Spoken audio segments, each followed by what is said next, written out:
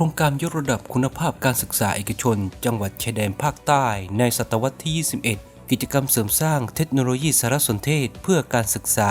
ในศตวรรษที่ 21 สู่สถานศึกษาเอกชนจัดโดยสำนักงานคณะกรรมการส่งเสริมการศึกษาเอกชนร่วมกับสำนักงานการศึกษาเอกชน5จังหวัดชายแดนภาคใต้และสำนักงานการศึกษาเอกชนจังหวัดยะลา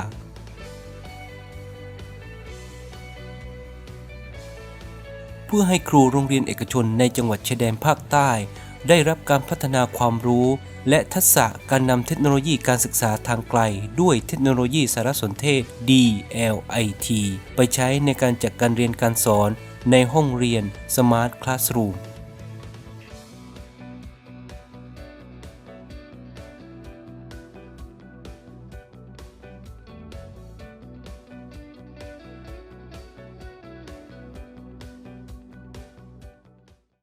สำหรับ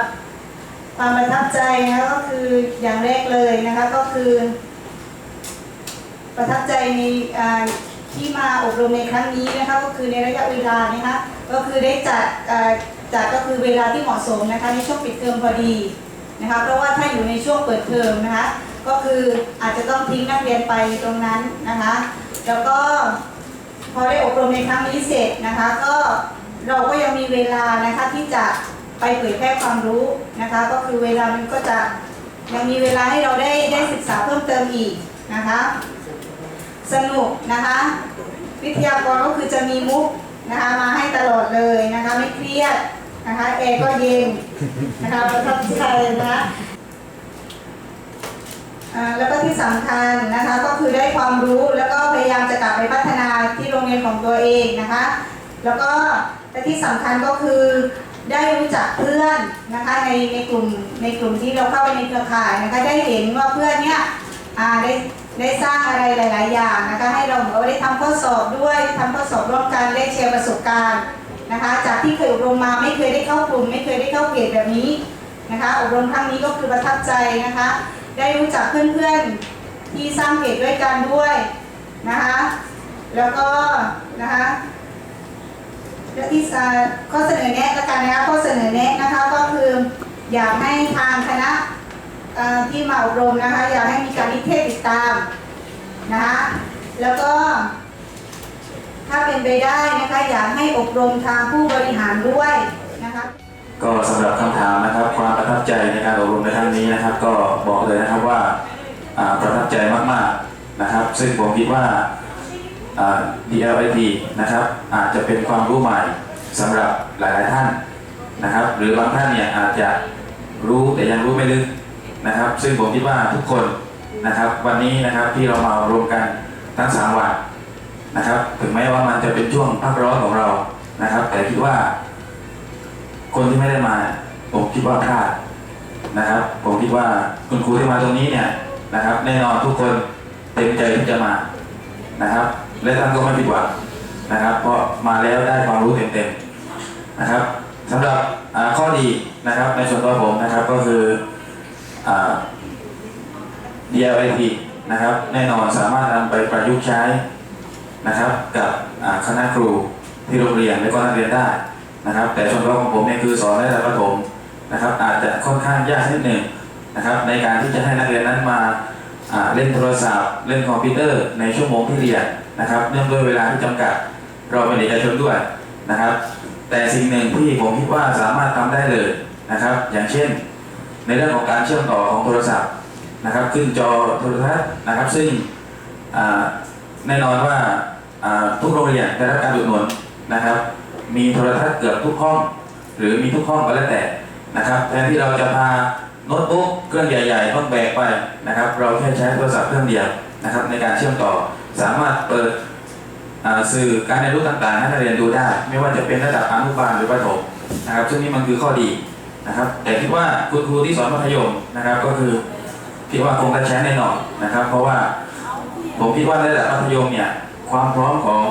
ในลักษณะของห้องคอมพิวเตอร์เนี่ยมันจะมีความพร้อมมากกว่าประถมนะครับตรงนี้ก็เป็นข้อดีของท่านนะครับแต่ก็อินชาอัลลอฮ์นะครับในถึงแม้ว่าผมจะสอนในระดับประถมนะครับแต่ก็จะพยายามกลับไปถ่ายทอดนะครับสิ่งที่ได้รับมาทั้งหมดนะครับให้กับเพื่อนครูที่โรงเรียนนะครับ สลามอะลัยกุมวะเราะห์มะตุลลอฮิวะบะเราะกาตุฮ์จริงๆแล้วหัวข้อนี้นะครับถ้าเป็นกระดาษเป็นเดียวไม่พอเห็นไหมครับเนี่ยเต็มเลยผมนะครับครูดีนนะครับผมโรงเรียนผมอยู่ด่านแรกของสตูลเลยนะครับถ้าไปถึงก็จะเห็นเลยนะครับมองซ้ายมือนะครับแวะได้นะครับอยู่ชื่อโรงเรียนสามัคคีอิสลามวิทยาครับก็ก่อนอื่นก็ดีใจนะครับประทับใจด้วยนะครับทุกคนสรุปได้คือน่ารักทุกคนเลยนะครับและที่ประทับใจที่สุดคืออบรมครั้งนี้นะครับมีแต่รอยยิ้มครับจริงนะครับบางที่ไปอบรมแล้วมันเครียดเราได้รอยยิ้มไหนครับที่เริ่มต้นรอยยิ้มของเราก็คือรอยยิ้มของวิทยากรครับเข้ามาถึงวิทยากรยิ้มอยู่แล้วน่ารักมากเลยครับผมแบ่งเป็น3ส่วนนะครับส่วนที่1ความประทับใจก็คือวิทยากรแน่นอนนะครับสิ่งที่เรามาอบรมที่ไหนก็ตามครั้งแรกที่เรามองก็คือวิทยากรนะครับทุกคนนะครับยิ้มแย้มแจ่มใสนะครับทั้งวิทยากรผู้ช่วยด้วยนะครับแล้วก็ให้คำเสนอแนะนะครับถ้าเราเรียกก็มาดูให้นะครับให้คำเสนอแนะด้วยอย่างละเอียดด้วยนะครับแก้ปัญหาให้เราถ้าเกิดขึ้นในการอบรมนะครับก็ดีมากนะครับแล้วก็ให้ความรู้อย่างเต็มที่นะครับครอบคลุมนะครับบางเรื่องอาจจะไม่เยอะเกินก็เราต้องไปไหนครับไปศึกษาหาความรู้เพิ่มเติมเอาเองนะครับข้อที่2ก็คือหลักสูตรนะครับหลักสูตรอันนี้ถือว่าเป็นวัตกรรมที่ใหม่นะครับแล้วก็ทุกหน่วยงานของรัฐเนี่ยนะครับกปทนะครับกศนหรือว่าอาชีวะให้ความสำคัญนะครับเพราะว่ายุคนี้ก็คืออย่างที่ว่าคือยุคIT นะครับยุคก้มหน้ายุคที่มีแต่โทรศัพท์มีแต่มือถือที่ออกมารุ่นใหม่ๆโน้ตบุ๊กที่วัฒนธรรมเพิ่มขึ้นนะครับก็เป็น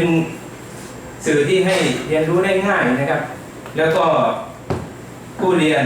ผู้สอนและผู้เรียนเนี่ยมีสื่อITที่หลากหลายนะครับเพราะเด็กวันนี้แน่นอนว่าถ้าเราหันไปดูลูกเรานะครับหันไปดูเมียเราก้มหน้ากันที่บ้านเล่นแต่ Facebook นะครับแต่เหมือนที่เพื่อนครูคนหนึ่งพูดมันน่าเสียดายที่ว่าโรงเรียนเอกชนของเราเนี่ยไม่อนุญาตให้เด็กพาเข้ามือถือไปนะครับเพราะว่าผู้บริหารเขาผู้เป็นญาติเข้ามาเนี่ยเขามองว่าผลเสียนะครับมันเยอะกว่าผลดีใช่ไหมครับแต่วันนี้เราเห็นแล้วว่ามันก็มีผลดีอยู่นะครับลองกลับไปคุยดูนะครับเผื่อผู้บริหารจะเปิดกว้างนะครับแล้วก็บอกว่ามันสามารถใช้ได้จริงนะครับแต่น่าเสียดายถ้าเราไม่กลับไปใช้นะครับนี่สำคัญเราต้องกลับไปใช้ดูนะครับว่ามันใช้ได้จริงนะครับถ้าใช้ยังไงก็อัพในเพจนะครับในกลุ่มเดี๋ยวผมจะเข้าไปดูด้วยนะครับต่อไปข้อที่3นะครับประทับใจก็คือเพื่อนที่เข้าอบรมนะครับแล้วก็สถานที่ก็ถือว่าโอเคนะครับเรากับ50 กว่าคนกับที่เน็ตมันไม่ล่มนะครับเนาะเขามีเซิร์ฟเวอร์ไปดูห้องเซิร์ฟเวอร์เขาก็โอเคแล้วก็ทุกคนอัธยาศัยดีนะครับนั่งข้างๆก็ต่างเขาก็ให้คำตอบเหมือนที่ว่ามีแต่รอยยิ้มนะครับไม่เครียดนะครับสุดท้ายนี่บอกอยากจะบอกว่านะครับขอขอบคุณนะครับแล้วก็ขอเป็นตัวแทนทุกคนด้วยว่าขอขอบคุณวิทยากรสชนะครับจังหวัดยะลานะครับแล้วก็สำนักงานการศึกษานะครับผู้ส่วนกลางด้วยนะครับขอบคุณมากนะครับในข้อเสนอแนะก็คืออยากให้ทุกคนกลับไปแล้วก็ลองเขียนดูนะครับลองเขียนเขาเรียกว่าหลักสูตรการอบรมนะครับมันไม่ต้องเอาให้หมดเหมือนวิทยากรเราวันนี้นะครับอาจจะเป็นบางส่วนก็ได้เช่นนะครับให้ครูเขาสร้างเพจแล้วก็ให้ครูเขาเอา YouTube ของ PLIT ขึ้นในเพจแล้วก็วิดีโอขึ้นในเพจอะไรแบบนี้นะครับแล้วก็ให้ครูเขาสร้างGoogle Drive พวกนี้นะครับแล้วก็ทำแบบทดสอบอันสุดท้ายที่น่าสนใจที่สุดนะครับน่าจะเป็นแบบทดสอบเนี่ยนะครับแล้วก็ถ้าเป็นไม่ได้ไม่รู้ค่าตัววิทยากรอาจารย์ไม่รู้เขาแปลงไม่อยากไม่อบรมที่โรงเรียนจ้ะติดต่อได้นะครับตามเฟซอาจารย์ไปครับอาจารย์ไปครับครับขอบคุณมาก ไปครับเดี๋ยวจะพาไปเที่ยวออริเปสสตูล ไปไหมเนี่ย เรียนวันผู้ช่วยด้วยขอเชิญนะครับก็อยากบอกคำสุดท้ายว่าขอให้ทุกคนกลับไปใช้จริงนะครับ เพราะว่าวันนี้เรามาเราก็ได้บุญแล้วนะครับ เราก็ได้บุญแล้ว เพราะมาเลกาจดตั้งแต่เราคิดจะมาเรามาเพื่อใครครับไม่ใช่เพื่อโรงเรียนไม่ใช่เพื่อตัวเรา แต่เพื่อนักเรียนที่เรารักทุกคนนะครับอัสสลามุอะลัยกุมวะเราะห์มะตุลลอฮ์ ครับก่อนอื่นก็อยากจะเล่าว่าจริงๆแล้วโครงการในวันนี้โรงเรียนไม่ได้บังคับให้ผมมาแล้วก็หัวหน้ากลุ่มสาระนะครับรับหนังสือแล้วก็มาถามผมว่ามีโครงการอบรมเดือนเมษาจะไปไหมผมว่าผมขอดูหัวข้อก่อนนะครับขอดูหัวข้อก่อนว่าหัวข้อเกี่ยวกับเรื่องอะไร ผมดูวันแรกแล้ว ก็น่าจะไม่ค่อยเท่าไหร่วันที่สองดูหัวข้อแล้วก็คิดว่าไม่ค่อยเท่าไหร่แต่ผมมาดูหัวข้อวันที่สามผมว่าผมไปเพราะว่าหัวข้อคือการสร้างเดี๋ยวทดสอบการตรวจการดูผลออนไลน์นี่คือผมไม่เคยได้ยินมาก่อนแล้วผมก็มาเห็นในโครงการนี้ก็เลยตัดสินใจที่จะมาเองนะครับหลังจากนั้นผมมาวันแรกก็รู้สึกว่าคุ้มค่าแล้วไม่ต้องรอถึงวันที่สามนะครับวันที่สองก็ยิ่งคุ้มไปอีกมาวันนี้ก็ยิ่งคุ้มเข้าไปอีกนะครับเพราะฉะนั้นคุ้มค่ามากครับมาในวันนี้ที่ตัดสินใจมาก็คือเหมือนที่เพื่อนครูบอกเมื่อกี้นะครับว่าคนที่ไม่มาน่าเสียดายนะครับกับกิจกรรมที่จัดขึ้นในวันนี้สำหรับความประทับใจนะครับสิ่งที่ผมอยากจะพูดก็คือผมได้รับความรู้ใหม่ๆเยอะมากผมเป็นครูคอมพิวเตอร์สอนอยู่ที่โรงเรียนก็จริงแต่วันนี้ผมได้รับอะไรใหม่ๆเยอะมากอย่างที่วิจัยกรบอกนะครับว่าเทคโนโลยีมันพัฒนาขึ้นเรื่อยๆเราต้องตามมันนะครับมันมีอะไรที่ใหม่ๆมาเรื่อยๆเราก็ต้องอัปเดตตัวเองนะครับในฐานะที่เป็นครูแล้วก็ได้รู้ถึงเทคนิคนะครับการสอนการต่ออุปกรณ์เทคโนโลยีเข้ากับเทคโนโลยีใหม่ๆที่เป็นสื่อที่ใช้ในการสอนนะครับแล้วก็เทคนิคต่างๆสื่อต่างๆที่มีอยู่ในอินเทอร์เน็ตที่มีอยู่ในเว็บไซต์ DLIT ที่เขาสร้างขึ้นมาแล้วก็เราสามารถจะนำไปใช้ได้นะครับอันนี้ก็คือสิ่งที่เราได้มารับรู้ในการอบรมในครั้งนี้นะครับแล้วก็สิ่งที่เราได้รับก็คือทุกอย่างที่เราได้รับมานั้นสามารถที่จะกลับไปจัดการเรียนการสอนนะครับได้โดยที่เด็กนักเรียนไม่น่าเบื่อทำให้การเรียนการสอนนั้นมีความน่าสนใจมากยิ่งขึ้นนะครับอันนี้ก็คือสิ่งที่อยากจะพูดแล้วก็วิจัยกรนะครับพูดถึงวิจัยกรก็คืออยากจะบอกว่าวิจัยกรเก่งมากนะครับเก่งมากในเรื่องของเทคโนโลยีแล้วก็เรื่องของการถ่ายทอด